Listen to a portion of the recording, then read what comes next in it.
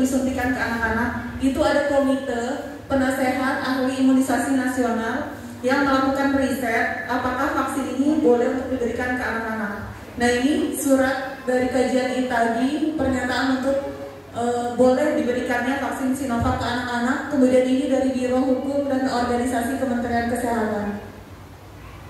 Jadi ini tujuannya, kenapa sih anak-anak harus divaksin?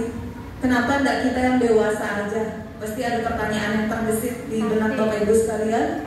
Jadi ini tujuannya mencegah sakit berat dan kematian pada anak yang terinfeksi, mencegah penularan pada anggota keluarga dan saudara yang belum dapat divaksin atau punya resiko terinfeksi. Jadi walaupun orang dewasa, tapi ada juga yang belum boleh divaksin karena penyakit-penyakit tertentu. Jadi dalam satu rumah tidak semua bisa divaksin. Misalnya ada lansia yang tidak masuk kriteria untuk divaksin. Jadi anak ini masuk kelompok yang melindungi orang yang tidak divaksin. Mendukung pelaksanaan pembelajaran tatap muka. Nah, ini yang diharapkan oleh semua wali murid yang ada di Indonesia, termasuk saya sendiri. Jadi demi mendukung pelaksanaan pembelajaran tatap muka dan meminimalisir penularan di sekolah. Kenapa? Karena telah dilakukan riset bahwa anak-anak ini, terutama anak SD, kurang disiplin menggunakan masker di sekolah. Jadi guru ini tidak bisa selama jam pelajaran selalu mengingatkan anak-anak pakai maskernya ya. Kadang ada momen anak-anak itu pasti sama temannya buka maskernya. Kesadaran untuk anak-anak selalu menggunakan masker masih minim. Jadi diberikanlah antibodi itu agar tubuhnya mengenali virus. Jadi walaupun terpapar, gejalanya tidak akan sakit berat dan menyebabkan kematian. Jadi tubuhnya sudah kenal sama virus. Kalau virusnya masuk, gejalanya akan ringan aja. Itu yang diharapkan. Kemudian percepatan tercapainya herd immunity atau kekebalan kelompok. Nah, ini surat dari pengurus Pusat Ikatan Dokter Anak Indonesia. Jadi saat ingin diumumkan apakah vaksinasi COVID-19 buat anak ini bisa diberikan, jadi Ikatan Dokter Anak Indonesia ini rembuk dulu. Mereka merasa khawatir juga. Sebelum kita para orang tua khawatir, mereka juga merasa khawatir terlebih dahulu. Jadi aman nggak sih vaksin COVID-19 ini untuk anak usia 6-11? Jadi mereka kumpul, mereka melakukan riset. Setelah mereka melakukan riset, malah mereka mengeluarkan rekomendasi. Rekomendasi itu malah disarankan untuk anak dilakukan vaksinasi. Jadi ini rekomendasi dari Ikatan Dokter Anak untuk pemberian vaksin COVID-19. Ini sudah pemutakhiran 2 November. Jadi mereka itu sudah berapa kali pertemuan dan ini hasil pemutakhirannya yang terakhir. Rekomendasi ini sifatnya dinamis dan berluas waktu untuk perkembangan dan bukti-bukti ilmiah yang terbaru. Jadi itu dasar pertimbangannya ada di sebelah sini. Sudah dikeluarkannya izin penggunaan vaksin oleh BPOM dan lain sebagainya. Ini pelaksanaan dan penyediaan vaksin. Untuk pelaksanaannya nanti akan dilakukan di sekolah. Syaratnya anak-anak membawa fotokopi kartu keluarga, mungkin sudah disampaikan oleh pihak sekolah. Jumlah sasaran vaksin 26,5 juta itu di seluruh Indonesia. Vaksin yang digunakan jenisnya Sinovac. Nah, ini pemberiannya diberikan sama seperti kita di lengan atas dengan dosisnya 0,5, intervalnya sama 28 hari juga. Untuk anak kelas 1 dan kelas 2 disarankan untuk wali muridnya ikut, karena saat ditanya nanti kan untuk anak-anak ada lembar screeningnya. Nanti pas ditanya anak-anak kadang ada sakit ini, untuk yang kelas 1 kadang masih bingung jawabnya. Jadi disarankan wali muridnya untuk ikut menemani. Nah, ini format screening untuk anak. Jadi format screening di vaksin itu untuk anak 6-11 tahun beda, untuk remaja beda, dewasa beda, ibu hamil beda, lansia juga beda. Kenapa? Karena mereka memiliki kriteria-kriteria yang tidak ada di usia lain. Jadi Bapak Ibu tidak perlu khawatir, nanti untuk anak-anak ini ada pertanyaan-pertanyaan khusus yang berbeda dari kita pada saat divaksin sebelumnya. Nah, ini dari Ikatan Dokter Anak Indonesia, tidak semua anak dapat divaksin. Jadi walaupun Bapak Ibu mau divaksin, kalau anak-anaknya tidak memenuhi kriteria, tetap tidak diberikan vaksin. Kami tetap hati-hati dalam memberikan vaksinasi untuk anak. Seperti di 017 kemarin ada sekitar 14 yang mau divaksin tapi tidak memenuhi kriteria, jadi tidak lolos untuk divaksin. Yang penting saat pertanyaan mohon dijawab dengan jujur kalau misalnya ada riwayat penyakit sebelumnya dan lain-lain. Jadi ada transparansi antara dokter yang melakukan screening dan orang tua. Ini kriteria anak-anak yang tidak boleh divaksin jika baru sembuh COVID kurang dari 3 bulan.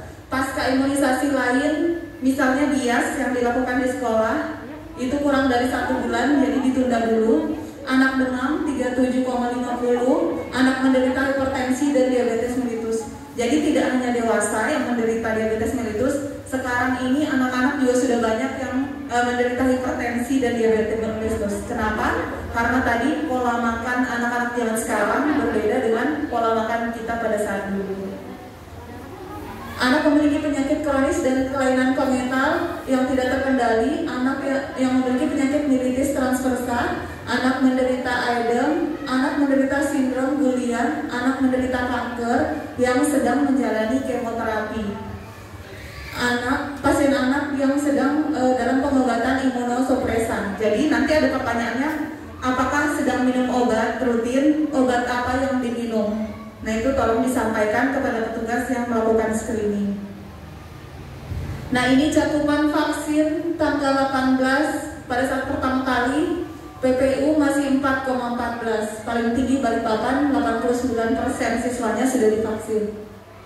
Nah ini yang paling update 24 Januari PPU sudah naik dari 4%, sekarang sudah 21,75%. Balikpapan sudah 93%, hampir seluruh siswa di Balikpapan sudah divaksin. Ini cakupan khusus Kalimantan Timur. Jadi ini untuk informasi buat Bapak Ibu sekalian agar tidak panik. Nanti mungkin ada gejala KIPI, namanya kejadian ikutan pasca vaksin. Kita pun yang habis divaksin dulu, pada saat kita divaksin kan ada gejala ikutannya, berbeda-beda setiap orang. Ada yang demam, ada yang nggak demam sama sekali, ada yang ngantuk, ada yang lapar, ada yang meriang, ada yang kayak seperti biasa aja nggak mengalami gejala. Anak-anak pun seperti itu. Jadi seandainya ada gejala seperti itu, pastikan anak cukup istirahat. Jadi harus disuntik paginya, bobo siang dulu, gak usah main dulu pulang dari vaksin. Terus minum obat penurun panas kalau memang demam. Kalau tidak demam, gak usah diminumkan. Pastikan anak mengonsumsi air putih yang cukup. Mau demam, mau tidak demam, hari ini harus ekstra minum cairan yang cukup. Atasi rasa nyeri di tempat bekas suntikan dengan tetap menggerakkan dan kompres. Jadi anak-anak kadang kalau habis disuntik, tangannya dikaku, tidak mau digerakkan. Nah, jadi sebaiknya tetap dirilekskan, biar otot ini rileks. Tetap aja digerakkan, biar ototnya rileks. Kadang-kadang anak takut, karena harus disuntik, pokoknya dia kaku, nggak mau ngapa-ngapain. Disarankan orang tua di rumah, biarkan orang tetap rileks aja. Kemudian bekas suntikannya dikompres sama air dingin. Kalau waktu disuntik, biasanya kan kami kasih air hangat. Cuma nanti di rumah diberikan kompresnya dengan air dingin. Laporkan temuan KIPI yang dialami anak ke puskesmas atau bisa melalui grup. Jadi seandainya anak memiliki gejala kejadian ikutan pasca vaksin, boleh dilaporkan ke puskesmas langsung atau ke gurunya. Karena jika ada kasus seperti ini, langsung akan kami masukkan secara online laporannya. Makanya itu semua kejadian KIPI di Indonesia bisa terkontrol. Nah ini yang menjadi kendala saat kegiatan vaksinasi, mau dari zaman dulu yang dewasa, lansia sampai ke anak-anak. Hoax ya. Jadi banyak beredar berita di televisi seperti ini. Banyak data orang meninggal karena vaksin COVID-19. Ada yang share di Facebook, begitu banyak data orang meninggal akibat vaksin COVID, sampai aku capek bacanya satu-satu. Itu pernyataan dari beliau.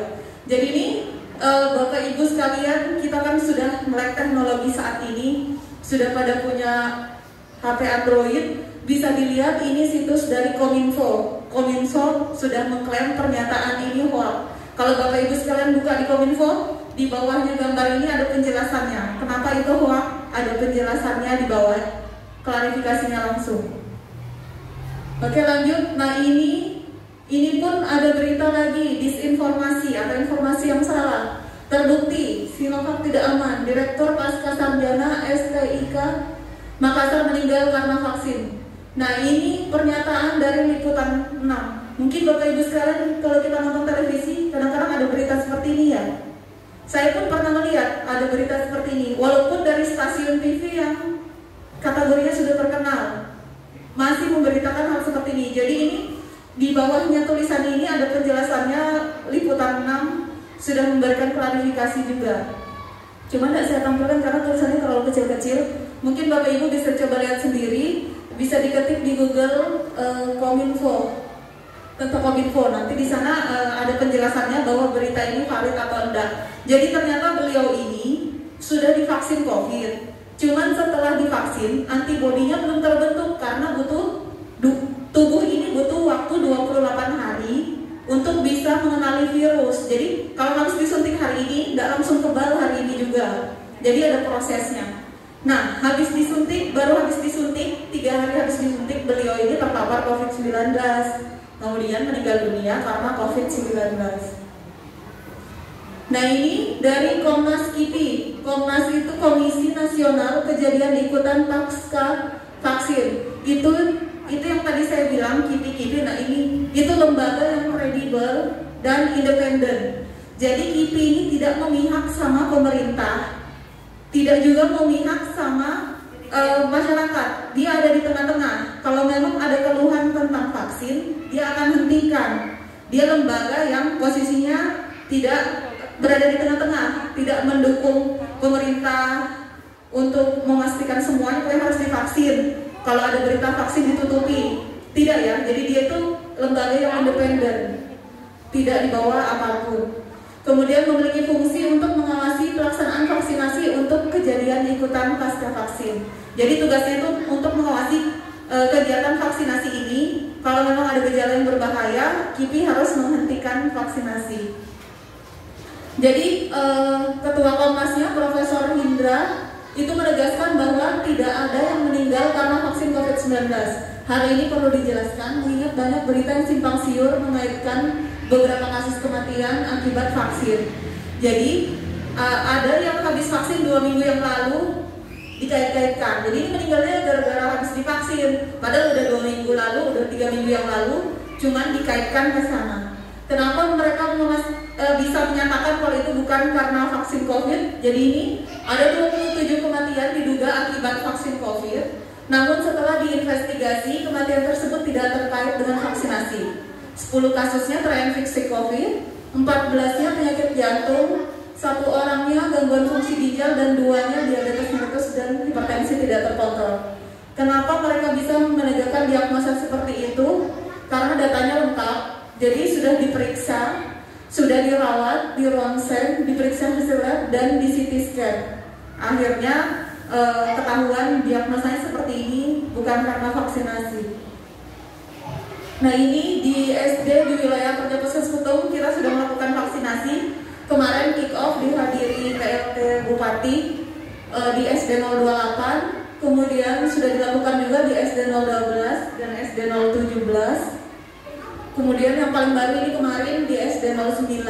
Jadi anak Bapak Ibu sekalian nanti bukan yang pertama atau menjadi uji coba. Di sekolah-sekolah lain bahkan di luar pulau sana sudah banyak anak-anak yang diberikan vaksinasi ini. Dan belum ada kejadian ikutan pasca vaksin yang berbahaya atau mengancam nyawa. Nah, ini selain di Kominfo, Bapak Ibu sekalian boleh lihat di Hoaxbuster. Ini untuk memeriksa apakah ada berita-berita yang dari sumber yang tidak bertanggung jawab. Karena dimanapun, di rumah pun pasti ada tim pro dan kontra. Kita pun suami istri di rumah pasti ada yang setuju dan ada yang tidak. Walaupun bukan tentang vaksin, tentang saat mengambil keputusan, pasti akan ada kelompok-kelompok yang seperti itu. Jadi tergantung bagaimana kita menyikapinya. Jadi saat menerima informasi, tolong saring-saring dahulu, sebar-sebar kemudian. Jangan sampai kita di ruangan ini menjadi salah satu orang yang menyebarkan informasi hoax. Nah, ini tips untuk mengatasi atau mengelola rasa khawatir Bapak Ibu sekalian. Jadi pahami keadaan kenapa vaksin harus dilakukan? Tadi sudah dijelaskan di awal kenapa vaksin anak-anak harus diberikan, yaitu untuk membentuk kekebalan kelompok di dalam kelas. Jadi misalnya di kelas ada 30 anak, kalau 90%-nya sudah divaksin, sekalipun ada yang terpapar, gejalanya akan ringan. Jadi vaksin tidak hanya melindungi anak kita sendiri, tapi melindungi teman-temannya yang ada di kelompok itu. Kemudian cari informasi dari sumber berita yang dapat dipercaya. Jadi saat mencari informasi, misalnya kan kita masih khawatir, kita bisa cari informasi di Google, tapi lihat dulu apakah situs ini situs yang dapat dipercaya. Sharing pada kenalan yang anaknya sudah divaksin COVID-19. Jadi kalau kita masih khawatir, kita bisa tanya ke teman kita yang anaknya sudah divaksin. Gimana habis divaksin? Ada yang bahaya nggak? Ada yang mengancam nyawa nggak buat anaknya? Seandainya ibu itu sudah kasih testimoni, pasti itu akan mengurangi rasa khawatir kita tentang vaksin untuk anak ini. Disarankan untuk mendampingi Ananda saat proses vaksinasi. Jadi saat Bapak Ibu masih khawatir, boleh nanti didampingi biar lihat prosesnya dari awal sampai akhir kegiatan vaksinasinya. Kemudian kita yakini bersama bahwa suatu negara tidak mungkin akan merusak bibit penerus bangsa ini, karena yang akan mempertahankan keteguhan negara yang menjadi pengganti pemimpin di masa depan yang akan datang, siapa lagi kalau bukan anak-anak kita saat ini. Jadi negara ini tidak mungkin memberikan solusi untuk mengancam masa depan bangsa.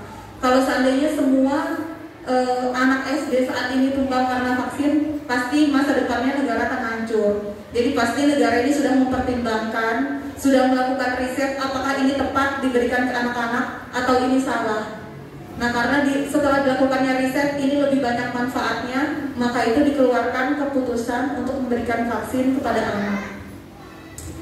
Ya, kemudian yang terakhir doa dan usaha. Jadi doa aja tidak cukup, makanya kita melakukan usaha saat ini, yaitu usahanya kooperatif dengan anjuran pemerintah untuk memberikan vaksinasi agar COVID-19 segera hilang dari Indonesia dan pada umumnya dari muka bumi ini, agar kita bisa kembali lagi beraktivitas seperti biasa, bisa hidup normal lagi tanpa pembatasan aktivitas, bisa buka masker lagi, beraktivitas seperti biasa jika kita dapat bekerja sama. Oke, seperti kita lihat tadi kasus COVID-19 masih ada, jadi kami harapkan Bapak Ibu sekalian untuk tetap mematuhi protokol kesehatan dan melakukan vaksinasi bagi yang belum. Sekian, terima kasih dari saya kembalikan kepada moderator.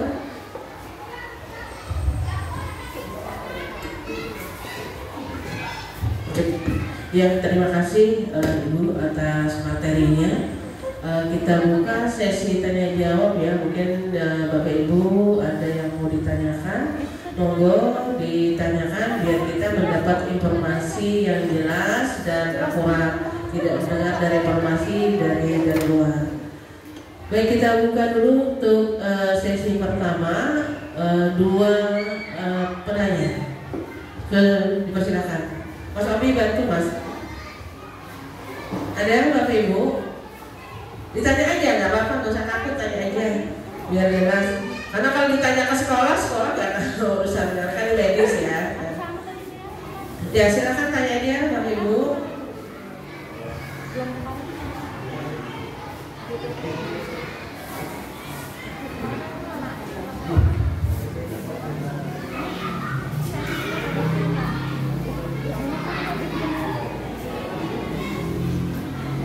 Assalamualaikum warahmatullahi wabarakatuh. Izin bertanya, barusan bulan kemarin anak-anak disuntik DPT.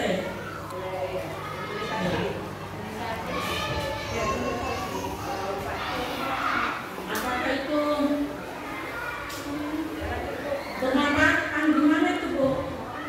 Soalnya belum 1 bulan deh itu.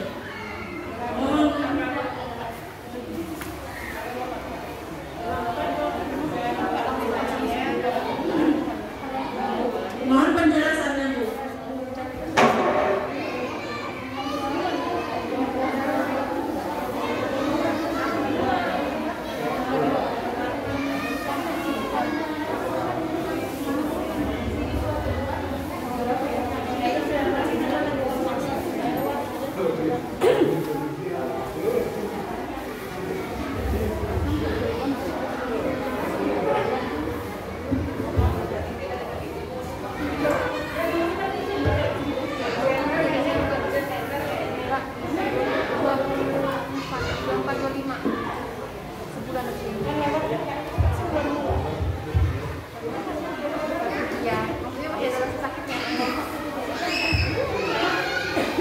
Baik, saya coba bantu jawab. Jadi kemarin anak-anak divaksin tanggal 24 Desember. Rencananya untuk SD 013 ini diberikan vaksinasi COVID-19 tanggal 10 Februari. Jadi sudah diperhitungkan bahwa jaraknya sudah lebih dari 1 bulan demi kebaikan anak-anak tersayang, Bapak Ibu sekalian. Terima kasih atas pertanyaannya. Silakan kalau ada yang lain.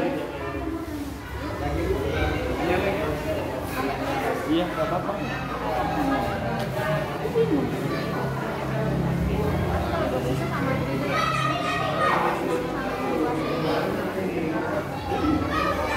Maaf Bu, pertanyaan Ibu untuk dosis anak-anak berapa Bu? Berapa?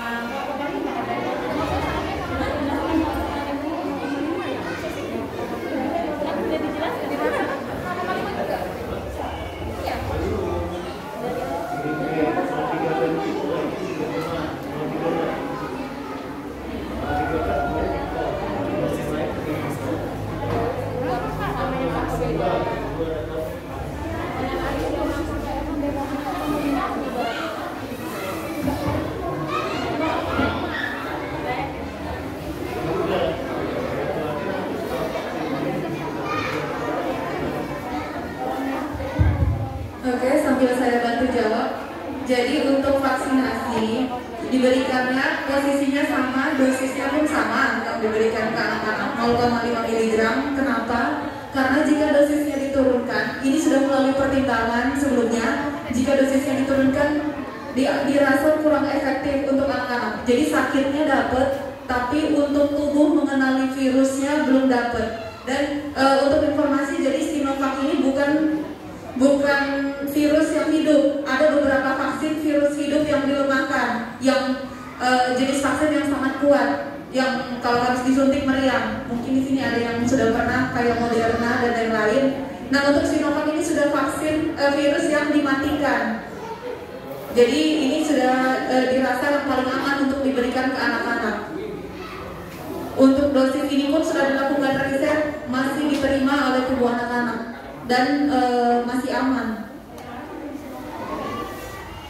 Baik, silakan kalau ada pertanyaan lagi.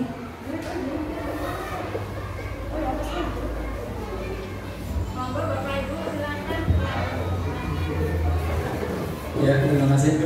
Assalamualaikum warahmatullahi wabarakatuh. Ada sedikit pertanyaan, Bu. Itu tadi di layar ditampilkan kalau yang divaksin 6 sampai 11 tahun ya. Sementara SD ini kan ada yang kelas 6 itu mungkin sudah ada yang 12 tahun atau mungkin 13 tahun ya. Itu nggak termasuk di kriteria ini atau gimana Bu? Terima kasih. Assalamualaikum warahmatullahi wabarakatuh. Terima kasih, akan saya jawab. Jadi untuk saat ini yang digalakkan vaksin 6 sampai 11 tahun. Sebelumnya vaksin untuk remaja yang 12 tahun sampai 17 tahun sudah ada. Cuman untuk Sinovac yang ada saat ini tidak boleh diberikan untuk dewasa. Jadi seandainya ada dewasa yang mau vaksin, itu tidak dikasih Sinovac lagi sekarang, diberikan vaksin jenis lain. Kenapa? Karena stok yang ada hanya untuk anak SD 6 sampai 11 tahun. Jadi seandainya di sekolah dasar ada yang usianya sudah lebih dari itu, kemarin mau ikut yang remaja umurnya belum sampai 12 tahun, sekarang mau ikut yang umur 11 tahun sudah lebih dari 11 tahun. Jadi nanggung usianya. Nah, nanti akan kami lainkan, akan dikondisikan nanti vaksinasinya dijadikan satu tempat. Ada beberapa sekolah yang kayak gini juga. Kalau umur 11 tahun, 10 bulan sudah nggak bisa divaksin. Karena bulan depannya saat mau vaksin kedua sudah mau 12 tahun. Jadi saat di-input nanti di BPJS dia tidak masuk kategori anak, sudah masuk kategori remaja. Jadi nanti akan dikumpulkan di kemungkinan di gedung serbaguna. Untuk informasi selanjutnya akan disampaikan di melalui gurunya. Jadi tetap akan divaksin, cuma nanti akan dikondisikan. Untuk saat ini yang menjadi prioritas stok Sinovac hanya diberikan untuk anak usia 6 sampai 11 tahun saja. Terima kasih, semoga membantu.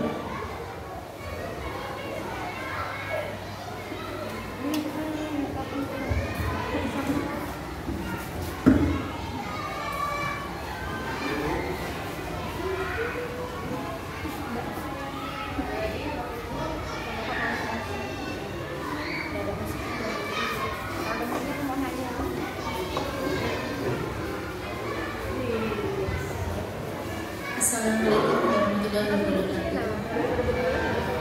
Ibu gini, saya kan punya anak kelas 1 sama kelas 6. Dan saya dengar dalam ini vaksin ini wajib atau tidak? Karena kan kemarin waktu bisa itu boleh dan orang tua bisa mengizinkan atau tidak kan gitu. Karena dan ini saya dengar ada wacana kalau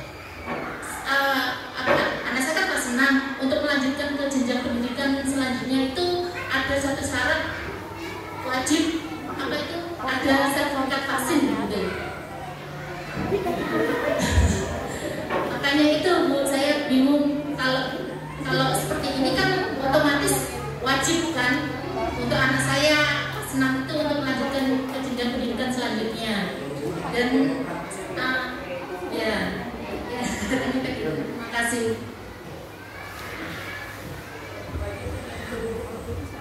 Nah, untuk wajib tidaknya itu tergantung dari Disdikpora ya kalau bagian pendidikan. Cuman ini kalau dari saya, jadi ada gambaran misalnya dulu pas masuk mall tidak wajib vaksin, kita semua boleh masuk mall. Tapi sekarang kalau mau masuk mall harus sudah punya sertifikat vaksin.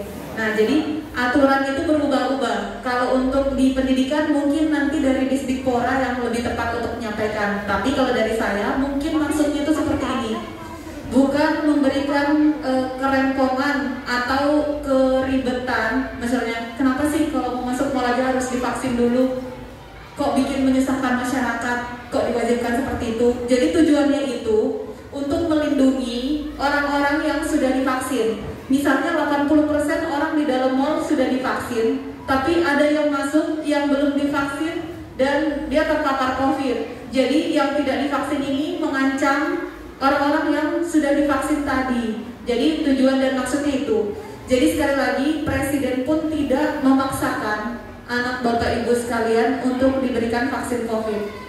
Cuman yang merasakan manfaatnya, yang merasakan kemudahan dalam berurusan atau berpergian atau administrasi itu Bapak Ibu sekalian.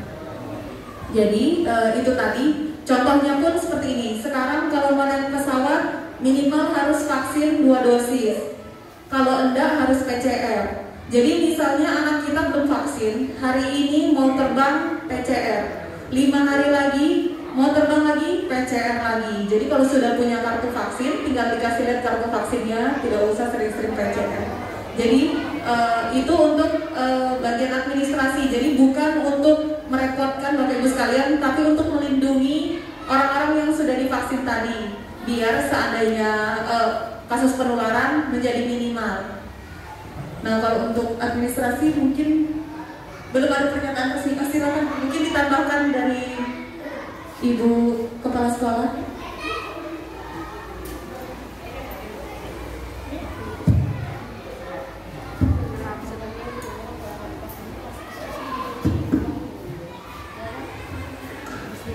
Ya, menambahkan untuk vaksin apakah boleh sekolah, gitu kan, boleh tatap muka atau enggak? Ya boleh, tetap. Selama ini kan regulasinya boleh. Artinya orang tua juga yang tidak mau anaknya vaksin dari tadi diserahkan kembali ke orang tua. Tapi tadi sudah disampaikan bahwa vaksin itu melindungi diri kita sendiri dan orang yang di sekitarnya. Terkait yang Ibu sampaikan, apakah anak saya nanti pada saat mau masuk SMP ada syarat tertentu, itu regulasi yang dari kementerian nanti atau dari dinas pendidikan, kita belum tahu. Saat ini regulasinya untuk tatap muka kita membolehkan yang vaksin maupun yang belum vaksin. Tapi memang kita harapannya bahwa Indonesia itu bebas dari COVID-19 seperti itu. Sini tunggu. Ya. Mungkin Pak, kalau bisa. Terima kasih. Assalamualaikum warahmatullahi wabarakatuh. Selamat pagi, salam sejahtera untuk kita semua. Om Swastiastu. Yang terhormat Ibu Kepala Sekolah SD Negeri Nomor 13 Penajam, Desa Girimukti. Yang saya hormati Ibu-ibu dan bapak dari Puskesmas Petung, dalam hal ini yang melaksanakan sosialisasi tentang vaksin usia 6 sampai 11 tahun di SD 013. Yang saya hormati orang tua atau wali murid yang hadir pada acara pagi hari ini. Pertama-tama kita ucapkan puji dan syukur kehadirat Tuhan Yang Maha Kuasa karena berkat rahmat Beliau kita bisa hadir di sini dalam keadaan sehat walafiat. Di sini saya sebagai Babin Kaptimas Desa Girimukti, sebelumnya saya memperkenalkan diri terlebih dahulu. Nama saya Idewan Noman, pangkat Brigadir Polisi. Saya sehari-hari berdinas di Polsek Penajam. Selain jadi Babin Kaptimas, saya juga merangkap sebagai anggota unit Intel di Polsek Penajam. Pada hari ini saya berkesempatan hadir dalam rangka sosialisasi vaksin untuk anak usia 6 sampai 11 tahun. Kami TNI dan Polri diberikan amanat oleh Bapak Presiden untuk membantu percepatan vaksinasi kepada warga masyarakat seluruh Indonesia. Dalam hal ini, vaksin saat ini sudah mencapai ke usia 6 sampai 11 tahun. Sebelumnya yang bisa divaksin mungkin usia 12 tahun ke atas. Terus yang waktu itu diutamakan lansia, sekarang mungkin lansia sudah banyak yang tervaksin, sudah terpenuhi. Akhirnya pemerintah saat ini sudah mulai mengarah ke anak sekolah yang berusia 6 sampai 11 tahun. Kalau saya amati sendiri, mungkin ini cuma penilaian dari saya, atau saya baca-baca di internet ataupun di media sosial.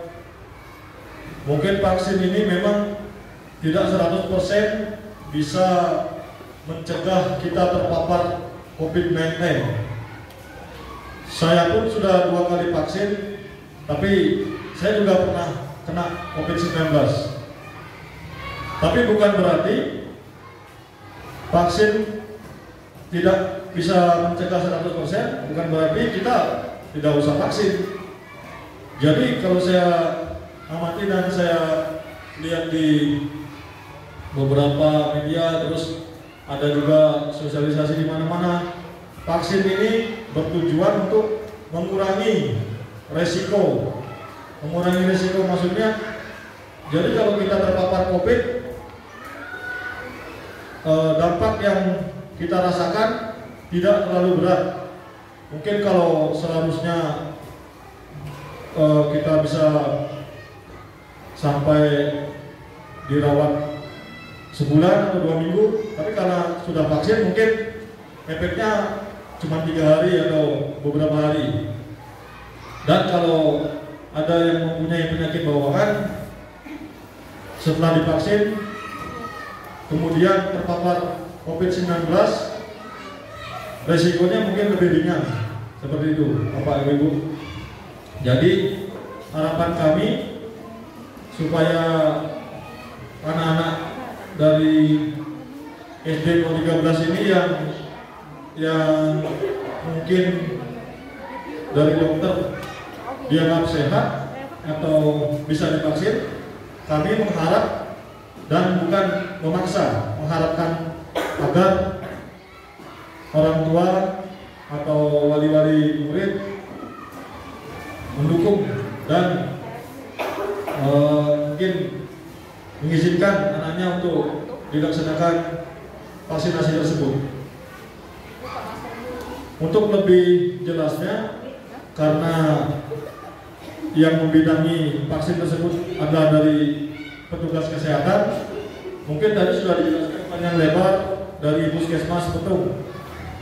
harapan kami dari TNI dan Polri cuman supaya program pemerintah ini berjalan dengan baik, berjalan dengan kalau bisa semaksimal mungkin. Itu aja harapan dari kami, karena pemerintah membuat program seperti ini untuk kebaikan kita bersama. Tidak mungkin pemerintah kita mau menyengsarakan atau menyusahkan warganya sendiri. Ini semua demi kebaikan kita bersama, supaya negara kita cepat pulih, cepat maju, dan kita bisa seperti dulu lagi, perekonomian bangkit dan negara pun bisa pulih kembali.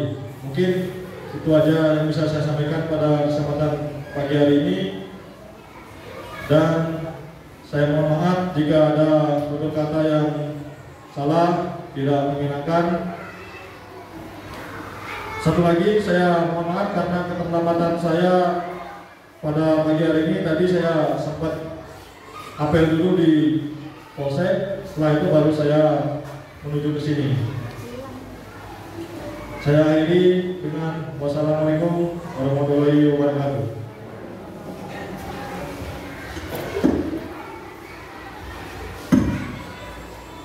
Ada lagi Bapak Ibu yang ingin menanyakan? Yang di sebelah kanan kami, Ibu yang sebelah kanan, ada yang mau ditanyakan? Sudah jelas? Sudah jelas. Yang di tengah sudah jelas Ibu ya. Yang di kiri sudah jelas ya. Nah, jadi Bapak Ibu sudah jelas arahan dan penyampaian yang dari petugas medis dan puskesmas.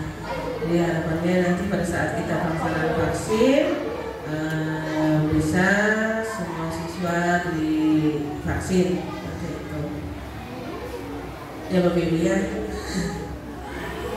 Kalau tidak ada yang ingin disampaikan, mungkin di sesi 1 ya dari puskesmas ya. Ada yang disampaikan terakhir? Tidak. Ya. Mohon izin Bapak, Ibu, orang tua, wali murid, kalau ada yang ingin ditanyakan kepada saya sebagai Babin Kamtimas, silakan. Siapa tahu mau nanya, betulkah kalau tidak punya sertifikat vaksin tidak bisa mengurus SIM atau dan sebagainya, boleh silakan.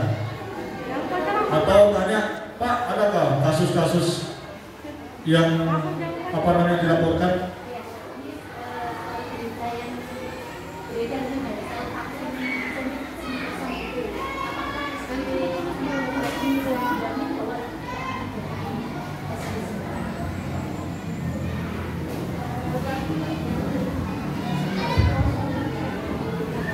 Nah, untuk itu makanya tadi saya sarankan untuk menghindari kepanikan Bapak Ibu sekalian, silahkan untuk mendampingi putra-putrinya saat kegiatan vaksinasi.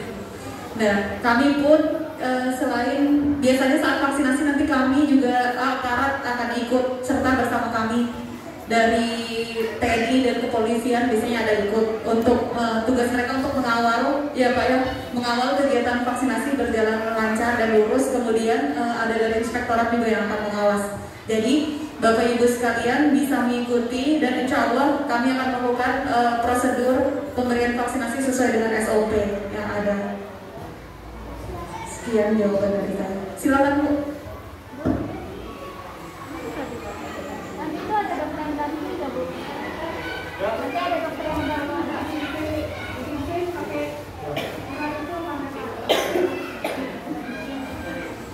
Baik, saya jelaskan bahwa untuk saat ini pemerintah belum mengeluarkan perintah untuk dalam pengurusan SIM, SKCK, terus membayar pajak, apapun itu belum ada aturan yang mewajibkan kita memiliki sertifikat vaksin. Jadi untuk mengurus SIM masih bebas, mau itu sudah divaksin atau belum tetap bisa mengurus SIM, baik itu mengurus SKCK atau kelakuan baik, mengurus pajak, STNK, itu tidak ada aturan yang mewajibkan kita memiliki sertifikat vaksin. Baik.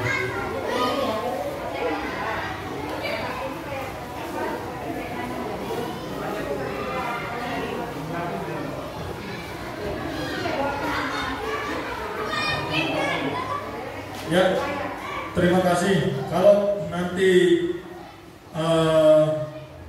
siswanya atau anak-anaknya mungkin memiliki, mungkin memiliki penyakit atau ada kelainan di kesehatannya, nanti yang bisa menentukan itu adalah dokter Ibu.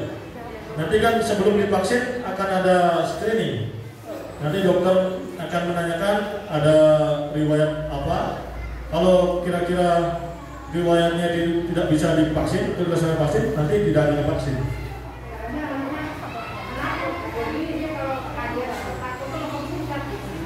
Nanti mungkin disampaikan dokter yang bisa. Sedikit bantu jawab untuk Ibu tadi. Jadi saat kegiatan vaksinasi ini anak nanti akan ada dokter yang ikut. Kemudian untuk Ibu, anaknya apa rutin kontrol ke poli jantung?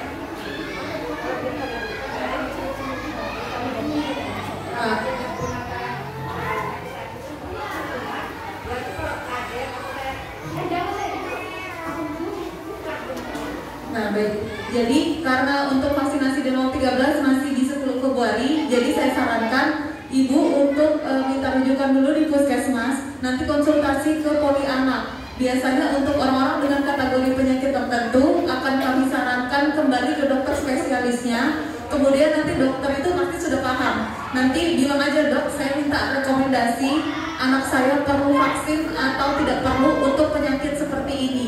Nah, seperti itu. Dokternya sudah paham. Biasanya sudah bikin catatan boleh rekomendasi atau tidak boleh untuk divaksin. Nah, kalau sudah dapat surat itu sudah kuncinya Ibu. Seandainya ada kepengurusan, itu nanti kuncinya Ibu. Ini sudah ada dari dokter spesialis bahwa anak saya tidak wajib divaksin. Jadi misalkan untuk keperluan administrasi sekolah ataupun naik pesawat, itu nanti yang dari rekomendasi dokter spesialis itu yang menjadi kunci Ibu. Boleh atau tidaknya nanti dikonsultasikan dulu. Jadi sebaiknya sebelum tanggal 10 Februari ini minta aja dulu rujukan, nanti pergi ke dokter spesialis anak untuk kebutuhan rekomendasi boleh atau tidaknya untuk kasus penyakit yang dialami anak Ibu. Terima kasih. Ada lagi yang ingin bertanya? Ya.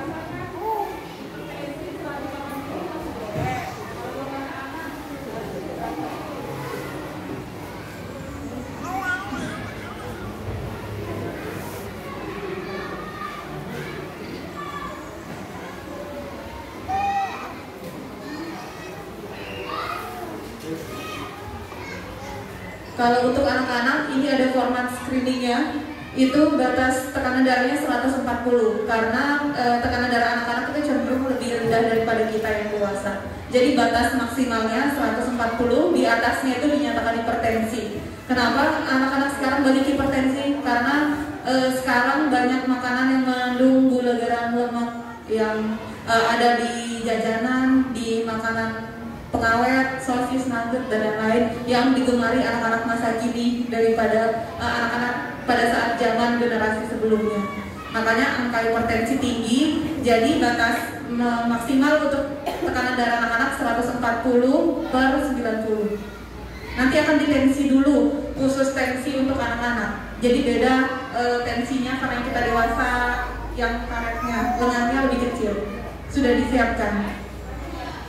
Nggak divaksin.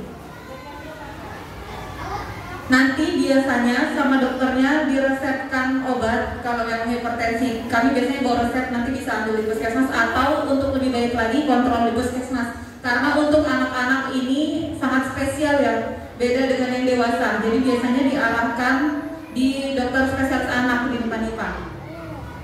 Jadi biar seandainya anak-anak hipertensi itu terkontrol. Karena kalau tidak dari kecil ditekan, nanti khawatir ada pembengkakan jantung. Jadi sekalian nanti anaknya di screening, ditensi untuk ditahu perkembangan kesehatannya. Nanti kalau misalnya ada kendala, kami sarankan dirujuk ke puskesmas rujukan dirujukan dan ke spesialis anak yang bisa diminta. Bagaimana Bu, bisa diterima?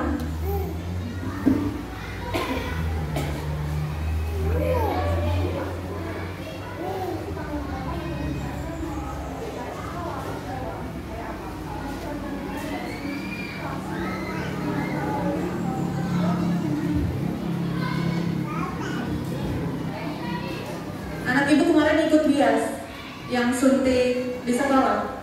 Nah, kalau mau sebulan setelahnya bisa, kalau mau ikut di sekolah lain. Nah, nanti komunikasikan sama guru kan ada kontak WA di puskesmas. Nah, nanti bisa, jadi kami tahu bahwa ada dari 013 yang mau ikut di sekolah lain. Untuk jadwal vaksin, dari sekolah sudah ada jadwalnya. Nanti bisa dicari, yang penting sudah 1 bulan dari suntik yang kemarin. Nanti dicari aja dari sama wali kelasnya maunya di sekolah mana. Semua sekolah sudah ada jadwalnya, boleh join. Sekian, terima kasih. Nanti dikomunikasikan aja sama wali kelasnya, bisa join di sekolah lain.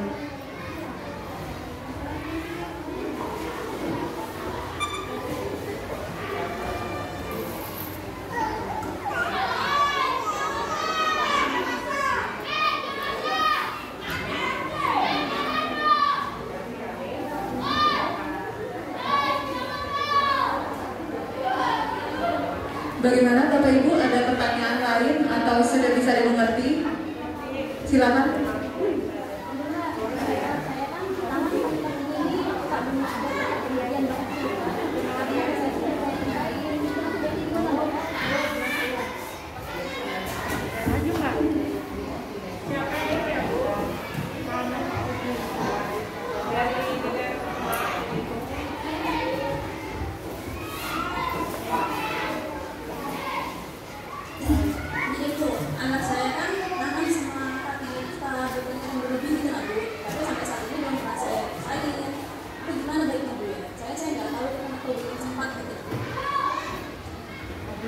Ya, terima kasih. Saya bisa pahami. Jadi mungkin kekhawatiran orang tua kalau anak keringat berlebihan, khawatir punya penyakit jantung, ya, karena memang ada tanda gejala ke arah sana.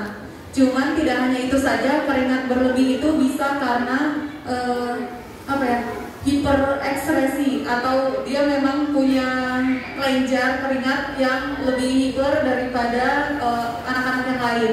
Cuman untuk mengatasi rasa khawatir ibu, saya sarankan tadi sebaiknya dibawa dulu ke puskesmas, nanti minta rujukan buat ke poli anak biar dipastikan.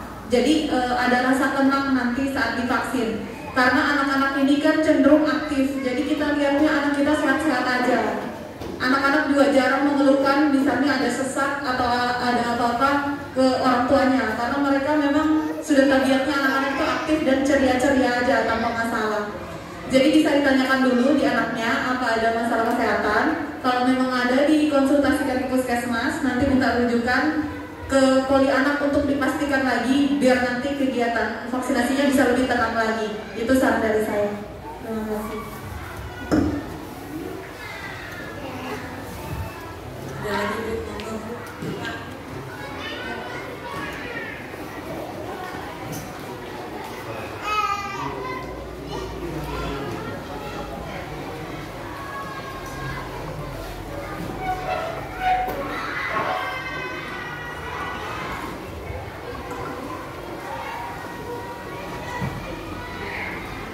Izin mungkin Ibu dari puskesmas, saya bertanya. Kalau dilihat jadwal kamu itu dari jadwal puskesmas itu tanggal 10. Nah, sebenarnya nanti kami ditelepon gitu kan dari Polres untuk vaksin di besok gitu kan, di besok atau di lusa, boleh ya? Karena kan sudah lewat tanggal 24 ya.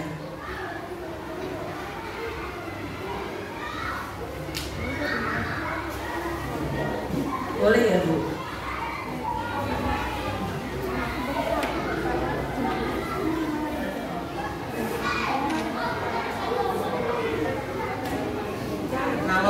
Kalau bias imunisasinya itu kan sudah 1 bulan, nah, dari 24 Desember ke Januari ya, 1 bulan. Nanti saya akan kasih ya sama ini. Oke.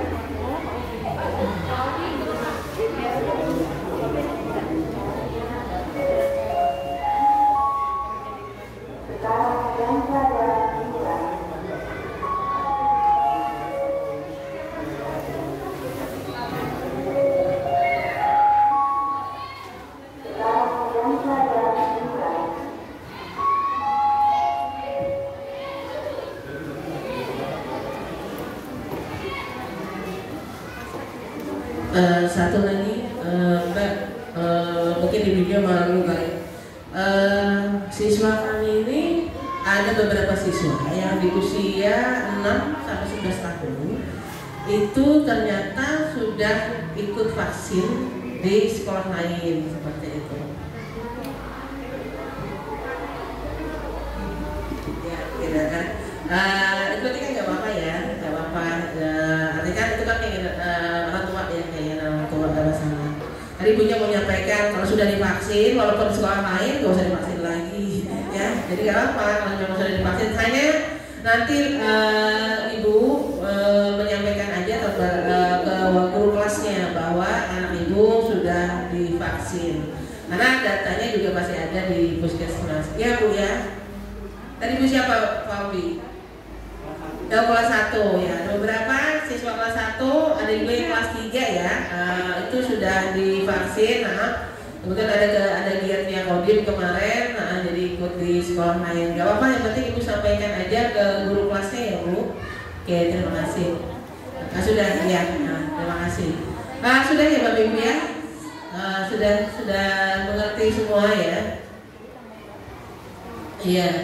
Jadi nanti sampaikan kalau sudah vaksin sekolah lain ya tidak usah vaksin lagi, hanya menyampaikan ke gurunya saja. Oke Bapak Ibu, terima kasih atas waktunya pada hari ini. Semoga kita semua ini dan keluarga kita di rumah sehat walafiat.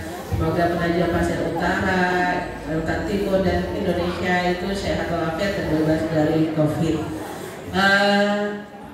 Karena kita Maaf Bapak Ibu, satu lagi, tadi saya dapat informasi dari Polres bahwa kemungkinan Polres akan mengadakan duluan jadwal di sini. Kalau seumpama nanti betul seperti itu, Polres mengadakan duluan, tapi saya tadi minta dari Polres jangan mendadak. Di sini kan jadwalnya tanggal 10 Februari. Oh gitu? Oh ya, baik. Nanti saya sampaikan ya. Mungkin dari orang tua atau wali siswa inginnya sesuai dengan jadwal ya, jangan dirubah jadwalnya. Ya Pak, ada beberapa anak tadi kan harus dikonsultasi ke dokter anak. Ya, baik. Nah, jadi kalau misalnya mendadak kan kasihan dia mau konsultasinya nggak ada waktunya terlalu mepet. Jadi kalau bisa Pak sesuai jadwal aja. Ya, jadi permintaan dari orang tua atau wali murid tetap sesuai jadwal tanggal 10 Februari ya. Nanti akan kami sampaikan ke Polres. Ya, itu aja. Terima kasih. Ya, terima kasih Pak Dewa. Ya, mungkin itu aja ya Bapak Ibu. Ibu yang tadi mau bepergian bisa bergabung di sekolah lain ya, nggak apa-apa ya. Demikian Bapak Ibu pertemuan kita di sesi pertama. Terima kasih atas waktunya. Semoga kita sehat semua, anak-anak kita sehat semua, guru-gurunya sehat semua, sehingga tetap muka, tetap berjalan 100%, kantin sekolah bisa dibuka sebagai saya tahu Bapak Ibu. Ya, semoga kita sehat semua. Terima kasih. Saya Heri. Bila taufiq wal hidayah. Wassalamualaikum warahmatullahi wabarakatuh. Selamat kembali ke rumahnya masing-masing dengan selamat. Boleh mau minum aqua di bawah lagi aquanya. Terima kasih Bapak Ibu. Kita akan masuki sesi kedua.